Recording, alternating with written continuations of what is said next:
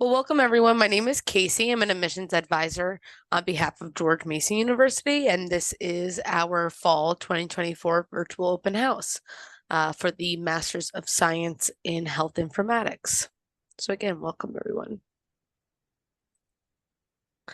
This is our agenda today. As I mentioned, we'll be utilizing the chat function for any questions, and those you can write in questions as the slides go on, but we'll save all the questions for the end. All righty. And again, chat functions. So, all righty. And Dr. Wojtusiak will take it over. All right. So I am Janusz Wojtusiak, and I'm Professor of Health Informatics, Founding Director of our Health Informatics program. In my current role, I oversee pretty much everything in our program, undergraduate program, our Bachelor's of Science in Health Informatics, Master's in Health Informatics, that we'll be talking about today, and our PhD concentration. The other me that you see, there is a second person, logged in with the same login. That's actually Dr. Abdul Hafeez, and he is the coordinator for the Masters of Science in Health Informatics program. He's actually new faculty that joined our program very recently, so still learning how to do things. And but it's very likely that once you join the program, he'll be working with you and advising and lots of other things. And of course, I'm always there to step in. Just to give you a little background, I am a computer scientist by training, and I moved to healthcare area many years ago by thinking I can use my fancy tools to analyze some of the good-looking healthcare data, and it took me a couple decades to really understand that I really don't know what healthcare is about, and I'm still trying. So it's a very complicated area, and I hope that you'll actually appreciate the things that we can teach you in the program. All right. So our program is CAHIIM-Accredited. CAHIIM is Commission of Accreditation of Health Informatics and Information Management Programs, which is essentially the professional accreditation body that accredits health informatics programs. When we got accredited, we were, I believe, 13 program to be accredited across the US. There are 20-something accredited programs right now, but our program goes back for a while. Originally, the program has been created, master's program has been created, in the mid 2000s, about 2005 or so, as a concentration under MHA. And then about 2010, it spun off as a separate Master of Science in Health Informatics. So it's one of the longer existing programs in the area, and CAHIIM-Accredited is actually, I believe it's one of the better ones. We have a very good curriculum, extremely good faculty. We have, this is information session about online program. What is really important, and that's also important from CAHIIM accreditation perspective, is that what we teach you in online classes is pretty much identical to which we teach on-ground students. Accreditation requires us the content for the courses to be the same. So the format is different. The courses are offered in condensed format. A few other things are different, but the content, what we teach you, what our requirements are essentially the same for all our students. Doesn't matter if this is online or actually in person. And the program can be completed in about 2 years. Let's take a look at the curriculum. The idea of the curriculum is that you have to take required courses, and first 5 of those courses you'd take essentially in that order in which they're listed once you are into the program. Our program is part of College of Public Health, and as such, every student in the college is required to take a course in public health. Thus, you need to take Foundations of Public Health, after which you transition to Computational Tools in Health Informatics. This is course I created a while ago and actually revised very recently. And it has essentially 2 components. It will give you a crash course on Python and programming, but will also teach you everything that people who work in IT space know and understand. And you need to at least have some ideas about them, about those computational tools, so you can have meaningful conversations with them.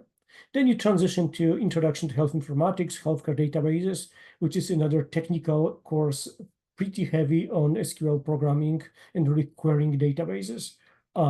If you essentially can't analyze data if you cannot query databases, and this is what the course is about. Data vocabulary and standards, everything about ICD codes, CPT codes, HICS codes, UMLS, different coding systems, specifically from the perspective of how data are organized. Then you'll actually switch to the concentration. But before I talk about the concentration, let me talk a little bit about the workshop, pre-capstone and capstone at the end. Capstone at the very end, the idea is that you go somewhere, you work on a project, and you report on the results of that project. It's not exactly like undergrad internship, and if you go somewhere and you do something and maybe it's useful, maybe not. Capstones are project specific. You go there, you work on a specific project that is agreed between Mason and the organization you go to, and you have to report those results. In order to prepare you for this capstone, you need to do a pre-capstone. And a pre-capstone, it's actually, if you look at the catalog, it's a 0 credit course. So it seems like there isn't much there, but it's a lot of content in that course. It's not educational content, which is why you're not getting academic credit. But the whole idea is to prepare you for that capstone. So, and it actually starts early. What you'll see is that the faculty who teaches capstone will reach out to you most likely in your second semester, very early on in the program, and really give you a checklist to what you need to do before you start the capstone. Obviously, you need to find organization in which you do it. You need to prepare your CV. You need to go through background checks. You need to go to different types of human subject trainings. You need to sign all the data use agreements, all the other things. There's a long list of things that you actually need to do to be able to actually step on the doors of that organization where you do your capstone at the moment when it actually starts.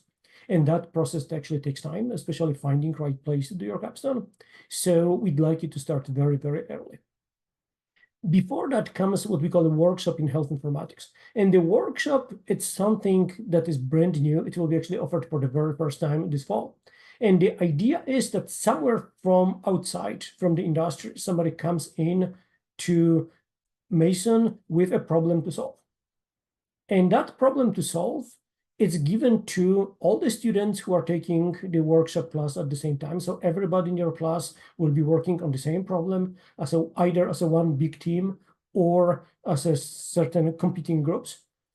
And because we have students from different concentrations, we have some students from informatics management concentration, we have some students from data analytics concentration, you have different skill sets. And as a team, you really can solve the problem.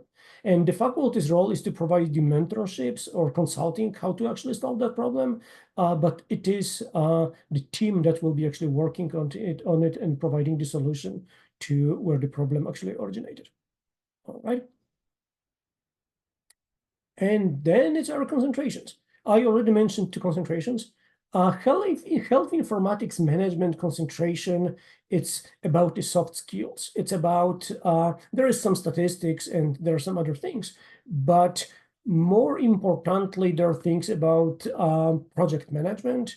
There are things about healthcare security policy, which mostly focuses on HIPAA and similar regulations, but it also includes some technical content. It has legal issues. It has other courses. Some of those courses are actually shared with our MHA students. So it's really about training you to bridge the gap between the technology world and the clinical or healthcare world, in which you can operate in both and actually have a meaningful conversation on both sides. Health data analytics concentration, it's really a data science in health program. It is about taking data, and it could be EHR data, clinical data, it could be medical claims data, it could be registries data, it could be something else, some health data, and being able to process that data and do some modeling, either statistical modeling or apply some machine learning tools or apply something more advanced to be able to do something with that data. So that's essentially a data science in health program, which is embedded in that concentration. All right. So it's been actually a couple of years when I did it, but I went to my LinkedIn account and I pulled, a list of, job titles for graduates from our students, and I ended up with, 100-something different job titles. And the reason is that very few jobs actually say health informatics. You'll see everything from people working for IT vendors, consulting companies, hospitals, insurance companies, and other places. And so it's health informatics is a broad area. Many of you will be coming from, you know, health-related background, and once you're a clinician, you'll always be clinician. But you can learn this technology piece, and we actually have lots of nurses, pharmacists, physicians, and other clinicians that actually go to our program. If your background is in IT, you'll always be, computer scientist or have IT background, but you need to learn that health component as on top of it. So it's a broad field, but once you start looking at descriptions of what our graduates do, what jobs they do, not necessarily job titles, you'll see very good alignment with what we actually teach in the program. All right. So Alrighty. process, you want to take that? Yeah. So as I mentioned earlier, I am an admissions advisor here at George Mason, and we work with the graduate students during the application process. So we will be able to kind of be like your final draft in a sense. So looking over everything, making sure that nothing is missing and everything is included. So those things that need to be included, we do like to see students have their bachelor's degree from an accredited institution, and we do like to see a minimum of a 3.0 GPA. We will also ask for your transcripts. We do accept unofficial transcripts for a decision. So you can submit your application with unofficial transcripts. So transcripts that are not physically sealed or may have been sealed and then have opened those transcripts now, which would be then considered unofficial. We do try to request students official transcripts for them as well. We try to do that. We will ask for your resume. We do ask for 2 recommendations as well, and we do have a questionnaire format besides just the traditional letter of recommendation. And then lastly, we will ask for a statement of purpose or a personal statement essay, as some call it. The essay is about 750 words but basically what we'll ask for, and we will have those exact instructions on the application, but basically asking about career objectives, what you're looking for in a program and things like that. And as I mentioned, you get in touch with one of our advisors here, we would be happy to help you throughout the application process. Our fall term starts August 26th, which is coming up, and the deadline for applications are due by August 1st. We work on enrolling admissions here at George Mason, so the sooner that you apply, the sooner you can get a decision prior to that August 1st deadline. Let me add a couple of comments here. Sure. So for letters of recommendations, it's nice to have at least one academic one. Some of you may be out of school for quite a while and it's just not feasible to get them. Then 2 professional recommendations are fine.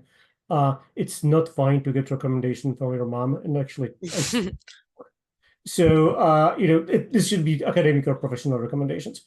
For the statement of purpose, we actually read them, in the admissions committee. And this is the place where you really try to convince the committee that it's the right program for you. So take it seriously. Don't use ChatGPT to completely generate the thing. It may check it for you, but it's try to actually write it and what you really think and why you want to do the program. And that's actually especially important for people who are coming with completely different backgrounds. We really need to understand that you know what you're getting yourself into. You understand what health informatics is, and how you see yourself in that field, and that goal statement is the place where you can actually explain it.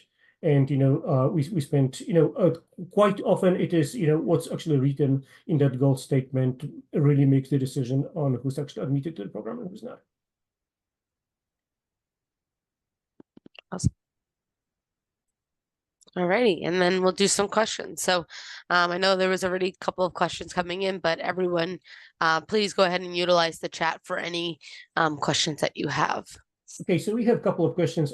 First is, somebody with MPH degree, can a few transfers be transferred like foundations of public health? The short answers is most likely yes. I believe the rule is that it would have to be MPH from self-accredited program. So not all MPH programs are self-accredited. If this is a self-accredited program, we can definitely transfer in, actually waive the foundations course. If it's not self-accredited program, we'll actually need to check with our Dean for Academic Affairs.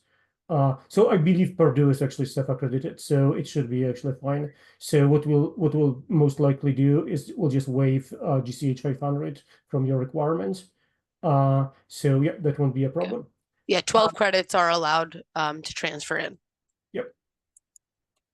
So for, there are two courses. If you look at the list of courses, that I talked about before, two first of the courses are, what we call potentially waivable courses. And the first one is actually GCH 500, the Foundations of Public Health. And for somebody who comes with background in public health, but, because we are College of Public Health, there is this requirement of self-accreditation for, if we transfer in that course or waive that course.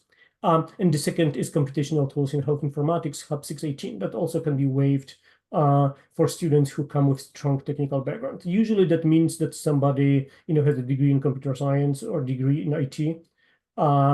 We once in a while, we have somebody who, had took a course on Coursera on, Python programming. That's not enough. We actually ask you, and, we actually have, answering to the comment, somebody with medical degree. We would with a medical degree with other non-IT related degree, we have something which is called a bridge course. And that bridge course, it's free online set collection of resources that we very strongly recommend you actually go through in order to prepare you for the classes. Right? So once you end up in Hub 618, technically the way the course is built, we start from zero and we teach you, how to write Hello World program in Python. And, it assumes zero knowledge. However, if you really have not seen programming before, you may get lost in week 2 or 3 because the faculty actually go very fast through that content. So we very highly recommend that you actually complete the bridge course. And what that will do is essentially, point you out to some online courses, resources. So you at least see Python before. The same with SQL and databases. So, you see SQL before because that really will make your life easier once you get to, the database course in your second semester, Hub 671, because that faculty goes actually, goes very fast. The bridge course is available pretty much the moment you're actually admitted and activate your Mason email. So it is built in our learning management system. So there is physically no way to grant access before you have your Mason login. So once you're admitted to the program and you activate your Mason email, we can immediately grant you access to the bridge course. If you'd like to start doing something a little before, then you send me an email, and what we can do is I can point you to a couple of courses, before you do the bridge course, do this thing in a Coursera, right, or do something else, and this way you can start pretty much immediately looking at some of those resources, and that will just make your life easier. And again, they're not per se required, but we know that students who did not complete the bridge course can get lost very quickly in the coursework that goes very fast.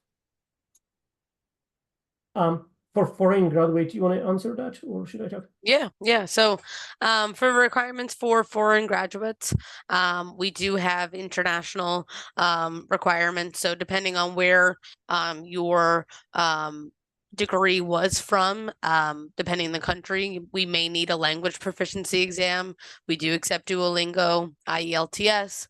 And then we would need your transcripts to be evaluated, usually by a NACIS member, we do kind of see a lot of students using WES, which is a World Education Service, where they will get their transcripts evaluated. So those are really the only requirements that are needed.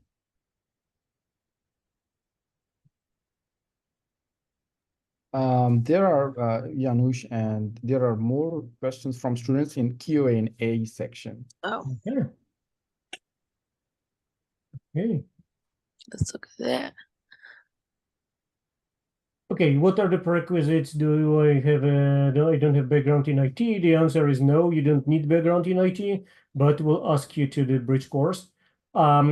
It is actually a good idea to, start looking on your own, literally go to, there is Coursera, LinkedIn Learning, EDX, one of those sites, and, just start learning Python and start learning SQL and do some refresh on math, because you'll need those skills.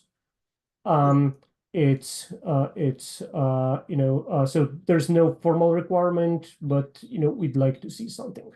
And then in your goal statement, you'll just write that you completed that course somewhere, free course, and that gives the committee more arguments to say that you're taking this thing actually seriously, and you started actually learning before you get admitted to the program to catch up with those things. So no hard prerequisites, but we'd like to see those things. Just to add on that really quickly, there is actually a requirement on the application for an experience statement. In that section, you would be able to write what previous history you have in IT or programming languages. If you don't have 3.0 GPA, well, you can apply. We can't guarantee that you'll get admitted. It really depends on many things. If it's slightly below 3, it's probably possible. And what usually happens is that we'll need to, write some special justifications, and there's some paperwork that the admissions committee need to do. But that also means that application would need to be like super strong on everything else. And by super strong, mean, show as much of that extra experience and other things from before. So, or maybe, that 3.0 GPA, it's many, many, many years old, and, somebody had, long career in health IT. So it's not impossible, right? It's just something that, the application would need to be very strong on pretty much everything else.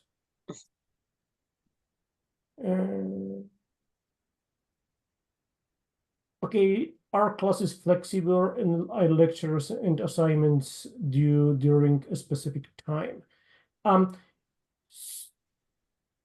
To answer that in short, you do it in weekly modules.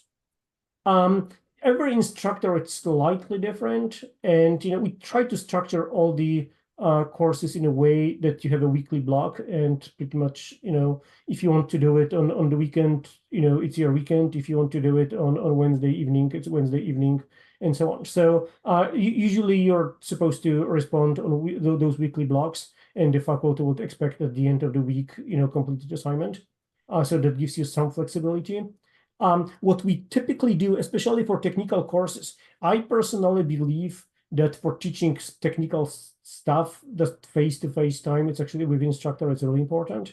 So for most of the courses, we call them office hours, but they're essentially voluntary meetings in which faculty will be available to answer your questions. We don't exactly use it to teach or to lecture, because all the lectures and all the content is actually recorded, but it's actually good time in which faculty can provide you feedback to what you're doing. And quite often, when I work with students on those office hours, somebody will connect, share their screen, and hey, this is the problem, this is the place where actually I'm stuck coding some stuff, and we can go through the code, we can go through lots of other things, and so on. So there is some synchronous time. It's not required synchronous time, but it's highly recommended for students because it just makes the life easier.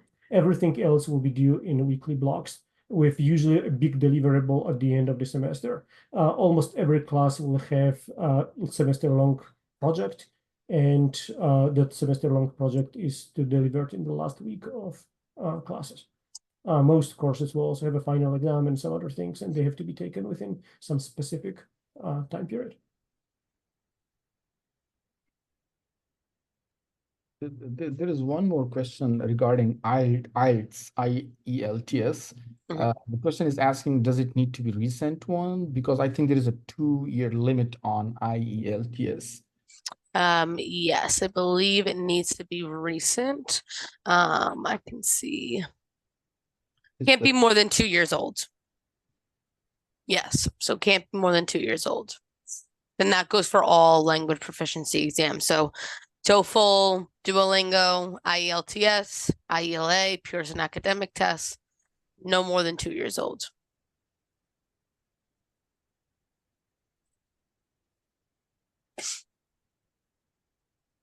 There is a follow-up question, students asking regarding experience statement, because we already mentioned from panelists that experience statement could be any experience in IT background. Right. The follow-up question, oh, never mind, it's us answering. No, my bad. Okay, so can I access courses everywhere if I go overseas? The short answer is yes. I mean, if you go to Iran, Cuba, or North Korea, you may have problems to access university computers. But everywhere else, it actually does work. And, we have actually students from overseas taking classes.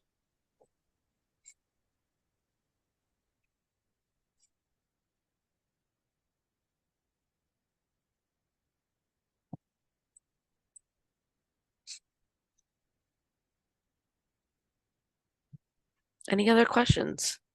All good questions today.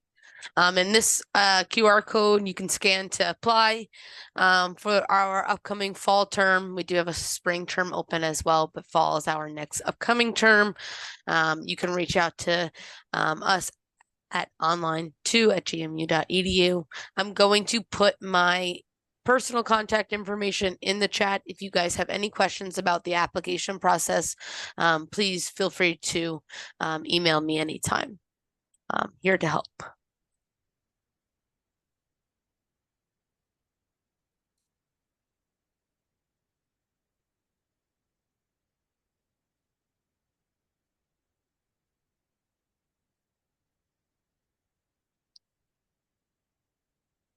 All right, I think that's it on the questions. Well, thank you everyone for joining today. Thank you, Dr. Wojtusiak and Professor. Thank you, the second Wojtusiak, for joining in today. We do appreciate your time, and thank you everyone for coming in and asking great questions today. Thank you.